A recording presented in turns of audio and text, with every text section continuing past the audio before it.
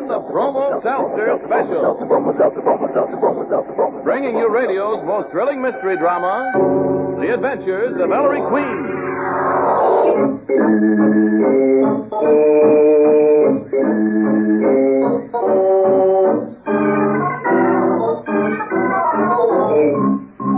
Tonight, the makers of Bromo Seltzer bring you another thrilling adventure with Ellery Queen, the celebrated gentleman detective, in person.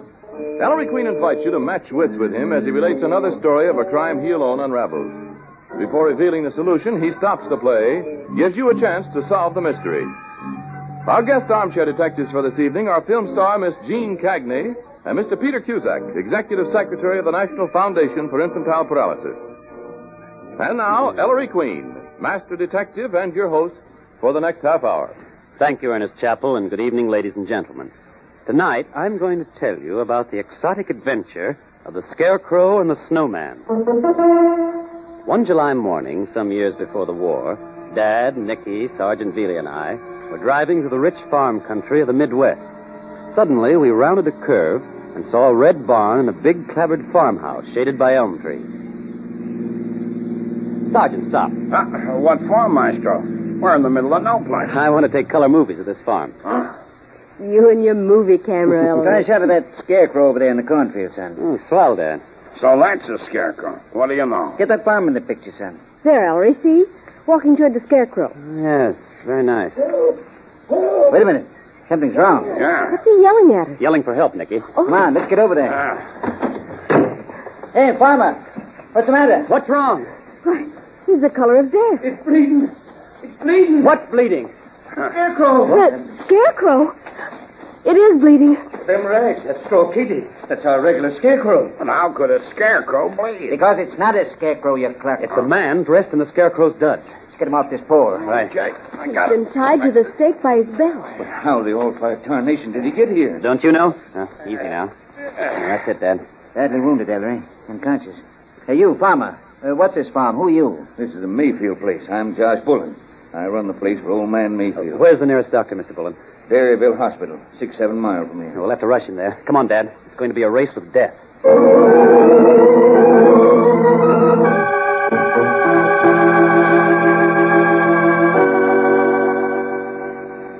That country doctor's certainly taking his time in there.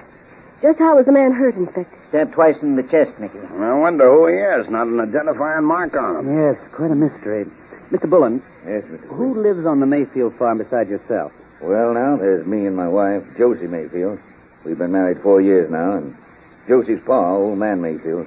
It's really his place, but I run it for him. Don't tell me there's no Ma Mayfield, Mr. Bullen. It sure is, Miss Porter. Josie's ma, my mother-in-law. Wonderful woman. Cooks, keeps house, helps out in the fields. Strong as a plowmare, Ma Mayfield is. I sort of wish Josie took after her ma. Your wife, Mr. Bullen, what's wrong with her? Josie's been sickly, Mr. Queen. Ever since our baby died. Stays abed most times. Ain't got the strength to crawl downstairs near. Oh, say, here's Doc Jenkins. How's your patient? Will he pull through, Dr. Jenkins? Yes, he will. Must be made of iron. I'd like to talk to him, Doctor. Can't now, Mr. Queen. He's unconscious. Say, Josh, who is he, do you know? Darned if I do, Doc. Never seen him before. Me neither. Huh. Thought he knew everyone in the county, too. Doctor, I'd like to photograph your patient. I know it. Take his picture? Well, I imagine you'll have to get the sheriff's permission. But it's attempted murder. Henry, take your photo. And, Doctor, no one's to see or talk to the victim till we can question him. All right. Please notify us at the local hotel the moment he regains consciousness. Yeah.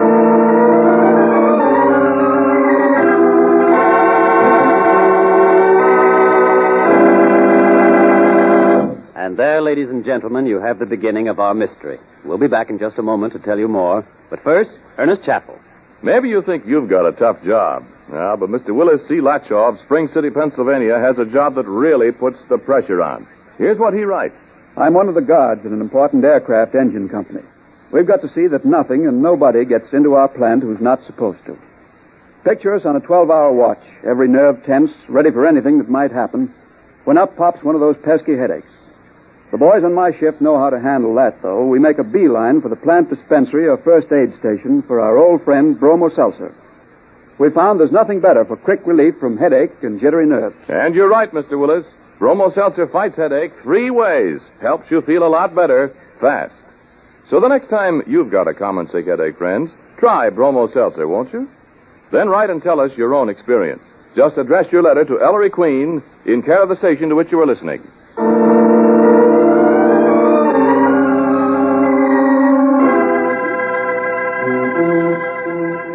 And now back to our story. Ellery has photographed the mysterious Scarecrow man and had the photo developed.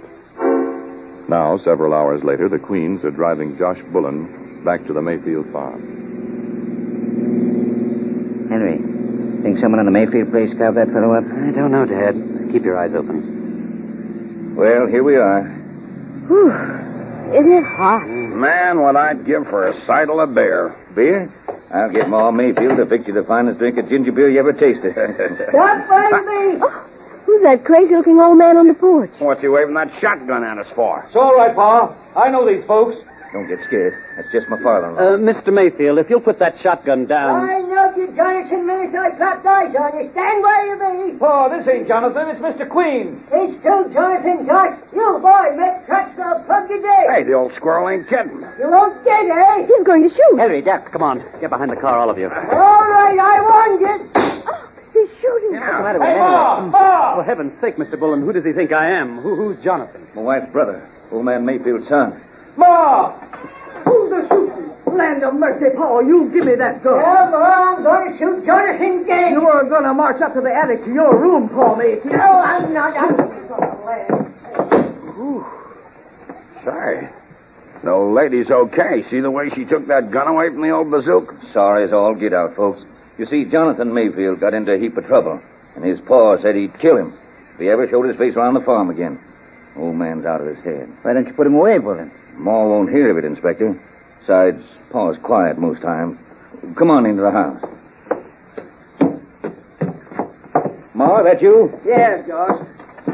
Well, Paul's all right now. Come in. Come on in, Thank you, folks. ma'am. Ma, these folks are fretting for some of your extra special ginger beer. Josh, you take him into the parlor, and I'll be right in with a big pitcher. Just make yourselves right to home, folks. Now, this way, folks. What? Why, Josie. Josh? Oh, hello. Downstairs, Josie? Sitting in the parlor all by yourself. Folks, this is my wife, Josie Mayfield Bullen. How are you, Mrs. Bullen? Oh, I'm so glad. It's so very nice having you. Sit down, folks. Thanks. Yes, you will. My, Josie talks mighty fine, eh? Had 2 years of state college, Josie did. This girl is so pretty. Are you married? Why, no, I'm not. I am. I had a baby once. It was the cutest baby. She had blue eyes and the softest blonde hair. Now, Josie, you know we don't talk about the baby. Ma, where's that ginger beer? Come in, Josh. Come in. Well, what's everybody so quiet for? Josie, have you been talking about the baby again? It was a girl, Mom. Remember? Oh, the sweetest little girl. This place gives Now, me now. the cheapest, Inspector. Not this girl here. Henry, show him that photo and that speed.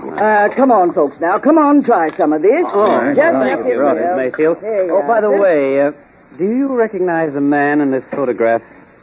This fella? Mm-hmm. Nope, can't say as I do. Josie, drink? No, thanks, Mom. I was going to name my baby Mary Ellen, you know. Ellery, please. Let's go. We're talking photos now. Here's one of Jonathan, Josie's brother. Josh, you put that album away. Please, may I see it, Mr. Bullen? Sure. Dad, come over here. Here, miss. Can I give you some ginger beer? It's not the wounded man, Dad. Nope. No resemblance to the stranger at all. What do you say we go? No, Dad. We're staying in Derryville till I find out who that Scarecrow man is and who tried to murder him.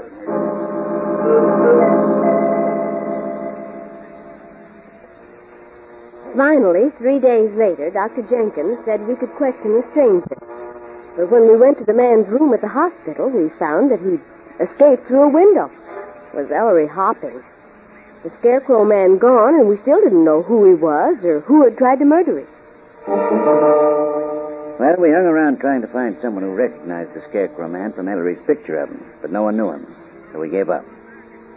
6 months later, January it was, We got a letter from the Dairyville Justice of the Peace, an old fellow named Clem Hunter. Hunter confessed that he'd lied about not recognizing the stranger, and he wanted to clear his conscience. He wrote us, "You certainly won't find it out from anybody else, because me and the town clerk, who's dead, were the only ones who knew who this fellow was. If you'll come see me, I'll tell you the whole story." But 2 days before we got back to Dairyville, old Clem Hunter up and kicked the bucket. Pneumonia. Boy, you should have seen the maestro. Our last hope of solving the mystery 6 feet under. But the maestro says, now that we're here, I'm not going back to New York without taking another whack at the Mayfield. Well, we drive over to the Mayfield farm in practically a blizzard. The roads were so bad, Ma Mayfield makes us stay overnight. Late that same afternoon, the storm subsided a bit, and Ellery and I went outside to find Josh Bullen hammering away at a thick pole driven into the frozen earth right off the porch. Hi, Mr. Bullen. What are you doing? Making a snowman, Mr. Queen. A snowman? That's steady enough, I reckon. Now to pack more snow around it. Oh, may I help, Mr. Bullen? Sure thing, Miss Porter. Pitch right in. By George, that looked like fun. Move over, Nicky. Now, hurry, I asked first. Seeing this pole, Josh, stuck in the ground this way. Sort of reminds you of the fellow we found hanging in the cornfield last summer, don't it? Yes. Ever hear anything more about him after he escaped from the Dairyville hospital, Josh? Nary word. Say, this has come along fine. You make his head, Miss Porter. Oh, fine. Hope Josie likes him. She's watching from her bedroom window up there. Hi, Josie. Like it, Mrs. B? Oh, Josh is lovely. Well, wait, he ain't finished. He still needs eyes, nose, and a mouth. And a pipe, Josh. Stick a pipe in his mouth. Oh, how my baby would have loved him. Baby, she's still... Don't pay no mind, folks.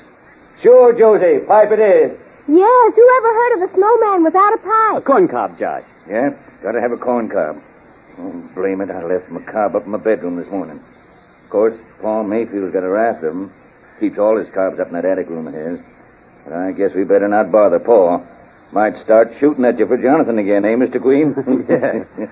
Oh, but gee, here's that other corn cob of mine right here in my jeans. Forgot all about the second one. There, Josie, how's he look? Oh, he's a beautiful snowman with that pipe, Josh. Oh, hi, Inspector Sergeant. Look at this. Hey, that's some production. A snowman. Where's the maestro? Ellie, what? It was right here a second ago. Here I am, Nicky. Oh. Him and his movie camera. Yes, Sergeant. I remembered it was in the car. Gonna take movies of the snowman, son? Dad, you're a mind reader.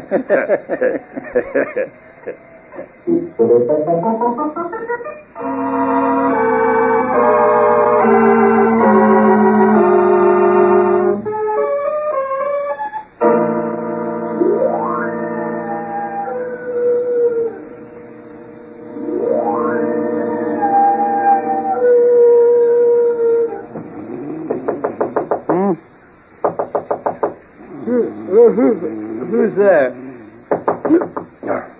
Who's doing that?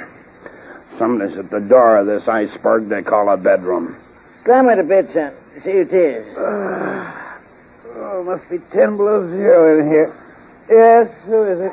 Ellery, it's me. Nicky crying. Oh, wait, Nicky. Floor. Coming. I just saw it. Saw what, Nicky? Danny, why are you crying? I couldn't sleep. I got up and looked out my bedroom window at the snowman in the front yard and... Nicky, stop. What did you see? The snowman. He's bleeding.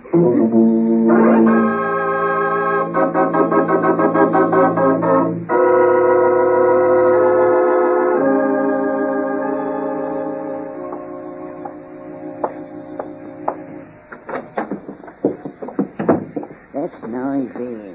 You want to wake the others? Okay, Inspector. There, you see? A red brown stain all over the snowman's chest. Ellery, what in thunderation do you think you're doing? Photographing a snowman, Dad. Lucky this moonlight's so bright. Now, let's have a look. Well, if that ain't blood, real blood, I'll turn in my badge. Somebody's idea of a joke. Nicky, go back to bed. Oh, no. Go on, Nicky. All right, Inspector. Joke, huh? Some joke. Maestro, it's a dead man under this snowman. I thought so. Strapped to the pole by his belt? Yeah, just like that Scarecrow guy last summer. 2 ugly stab wounds in his chest, son. Brush the snow off from around his head, Sergeant. Yeah, Lord, it's the same guy. the man who escaped from the Dairyville hospital. The Scarecrow man.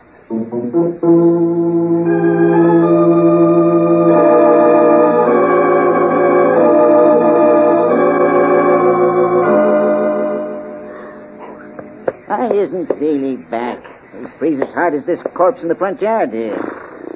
Again, all identification marks gone, ratted. How long do you figure he's been dead? Well, I'd say since late last night, son. Yes, about the time the snow stopped. We slept through the whole thing. Peavy, Yeah, Buster? mushing from Nome? Well, what'd you find out? Where's the single set of tracks leading up to the snowman come from? The Mayfield barn, Inspector. Blood in there. And signs of a fight. Murdered in the barn, huh? And the killer carried the dead man to this spot, knocked down Josh Bullen's snowman, slung the corpse to the pole with his own belt, and rebuilt a snowman around it. Why do you suppose he did that now, Maestro? To delay discovery of the crime, Sergeant, the killer was afraid of us. By the time the snow melted, we'd long since have left the neighborhood. It'd have worked, too, if the dead man's blood hadn't soaked through the snow. Really, was there any clue in the barn to the killer? I looked my eyes out, Inspector. No dice. And these tracks don't tell us anything. Killer wore huge galoshes. Could have been anyone's. But aren't there any other tracks, really, to show where the killer came from or which way he went? Nary a track. Anywhere's on the Mayfield property. Dad, that means the victim came to the barn during the snowstorm, as did his murderer. Then more snow fell and wiped out all the tracks they'd made. So by the time the killer lugged his victim's body from the barn to the front yard here, all he left was this one set of tracks. Hey, wait. Then where are the killer's tracks escaping from the yard here after he put the body in the snowman? There ain't no escaping tracks. Sergeant, you've hit it. The only place the killer could have escaped to without leaving further tracks in the snow is up onto the porch of the Mayfield farmhouse here. Yeah.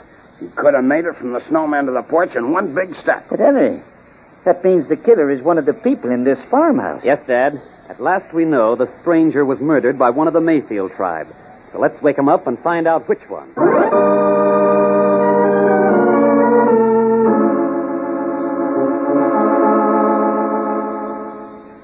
Well, we went to work on the Mayfields. We might just as well have saved our breath. They all claimed they didn't know a thing about the corpse and the snowman. So we turned the whole mess over to the local sheriff and headed for home. You don't like to remember, Ellery, the next few weeks. Here, Dibble. Snap your head off for a look. Haul out his reels of movie film that he shot on our 2 trips to Dairyville and run them over and over. So anyway, one night, he was showing his shots of the blood-stained snowman when... Nicky, stop the machine. Sergeant, put the lights on. Yeah. Why the excitement, son? Now, what cooks? Now I know who killed that man. You know who killed him. But, Maestro, we don't even know who he was. You mean the victim? Yeah. I've known that for some time. What? You have? Not his name, of course. But it wasn't the victim's identity which held me up. It was his killer's identity. And now you know that, too? But how can you, Ellery? All you've done is run the Snowman movie. They're what told me, Nicky. Didn't you notice a difference between the Josh Bullen snowman and the snowman the killer built around the corpse? No. The snow at the base of the killer's snowman had been shoveled up. Don't you see? After concealing the body inside the snowman, the killer then began poking in the snow at its feet with a shovel. He'd lost something in the snow and was looking for it. But what, Ellery? My films even answer that. There's an object in the shots of the original snowman that's missing from the shots of the made-over snowman. Something missing? What, Maestro? Josh Bullen's corncob pipe. Hey, that's right. When we found the made-over snowman with the corpse inside, the pipe wasn't there. Exactly. The killer dropped the pipe accidentally and shoveled frantically around trying to find it. He never did find it. Otherwise, he'd have stuck it back in the snowman's mouth. Yeah. So we'd think it was still the same snowman and not get suspicious and find the body. That's all very well, Mr. Queen. But what's the missing corncob got to do with the killer of the stranger? The missing corncob, Nicky, tells me who the killer was.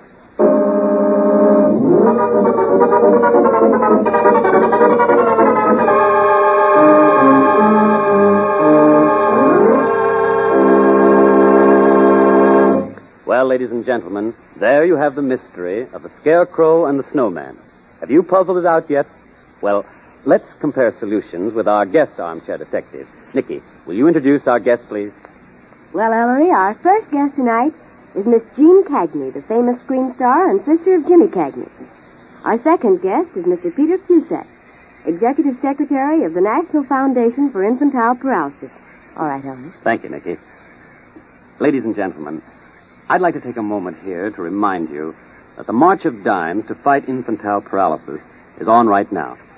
Won't you help protect America's children from this dread disease by sending your dimes and dollars, as much as you can afford, to President Roosevelt, Washington, D.C. Thank you.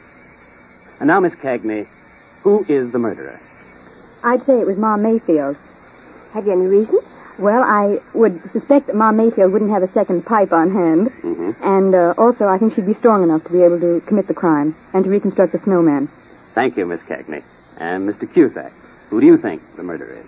I think the murderer was Josh Mayfield, Ellery. Oh, why do you think that? I don't know what his motive was, but the clue of the missing corncob pipe makes me feel that it was he, because he referred to the fact that Pa Mayfield had this collection, and Pa Mayfield being very fussy and irritable, I would think that Josh would not want to lose the pipe. You mean Josh Bullen, the husband of Josie Mayfield? Excuse me. Yes. Thank you, Mr. Cusack and Miss Cagney. We'll let you know in just a moment whether you've hit the solution to our mystery. But first, here's Ernest Chappell, who can't seem to get his mind off sabotage. Well, and it is sabotage when a common sick headache makes you lose out on work or pleasure. You can't do a first-class job or enjoy your fun when you've got pounding head pains, plus the upset stomach and jittery nerves that may accompany a common sick headache. And that's why I say the next time you're feeling miserable with a headache, step up to the nearest drugstore fountain and ask for a Bromo Seltzer. Now, 10 cents is all it costs to try Bromo Seltzer. And once you experience the quick, effective relief it gives, you'll want to get a bottle for your home medicine chest.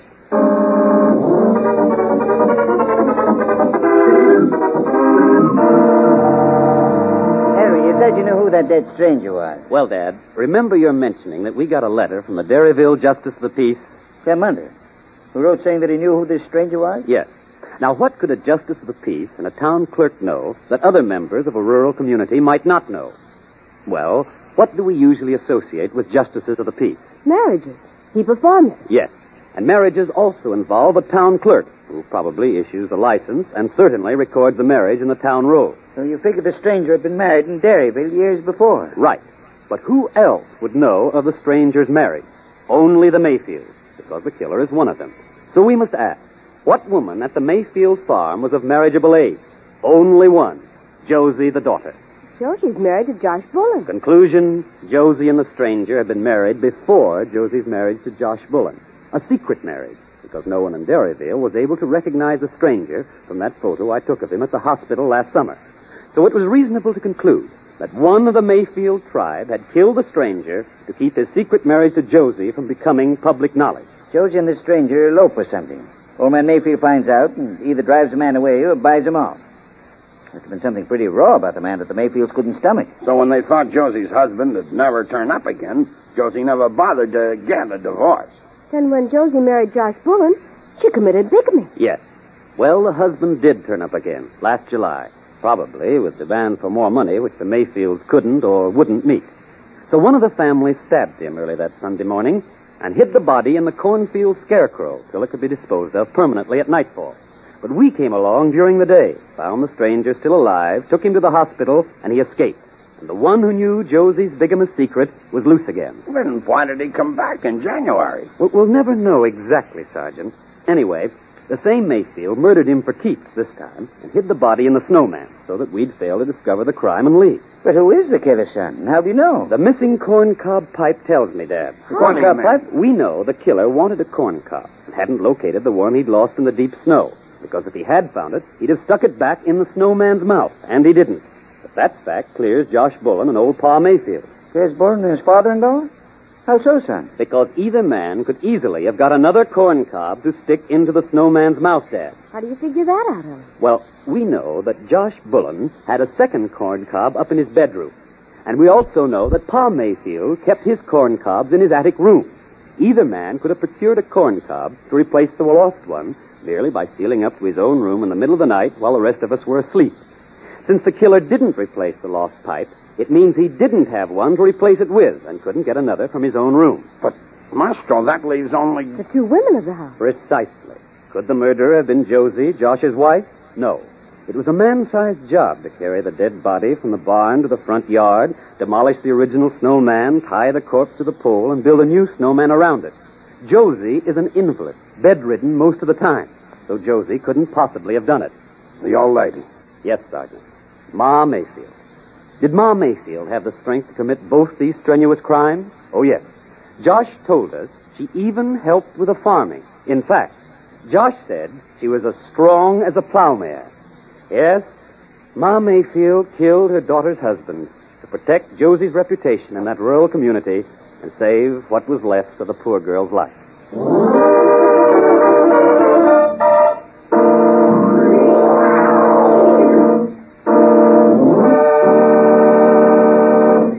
And there, ladies and gentlemen, you have the solution to the mystery. I want to thank Miss Cagney and Mr. Cusack for appearing as guest armchair detectives this evening. We want especially to compliment Miss Cagney on her skill in solving the crime. We have for both Miss Cagney and Mr. Cusack a personal gift from Bromo Seltzer, also an autographed copy of my latest mystery anthology, The Female of the Species, and a subscription to Ellery Queen's Mystery Magazine.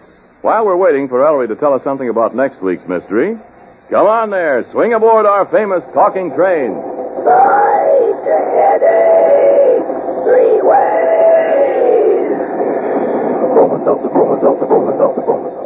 Now, you couldn't ask for better advice than that. Fight headache 3 ways with Bromo Seltzer. Your own experience will tell you it isn't always just the pounding in your head that makes you feel so miserable. It's also the upset stomach and the jumpy nerves that may accompany the headache.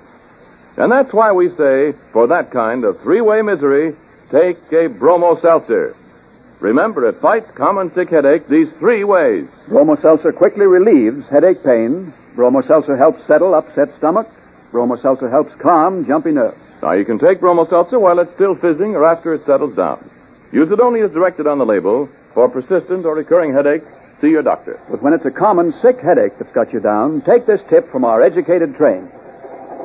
Fight the headache, 3 ways. And now, Ellery, let's hear about next week. Well, ladies and gentlemen, next week we tell you a ghost story. Yes, a ghost story with a real ghost that seems immune to bullets. Don't miss next week, Adventure of the Family Ghost. Our guests will be Martha Scott and Mark Conley.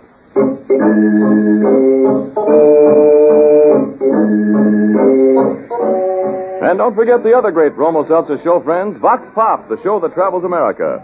Next Monday, Vox Pop takes you to the Winchester Repeating Arms Company at New Haven, Connecticut. Consult your local paper for the time and station.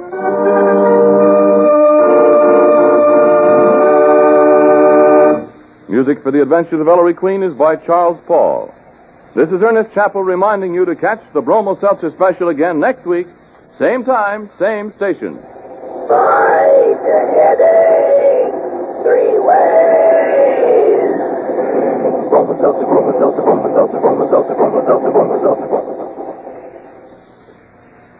This is the National Broadcasting Company.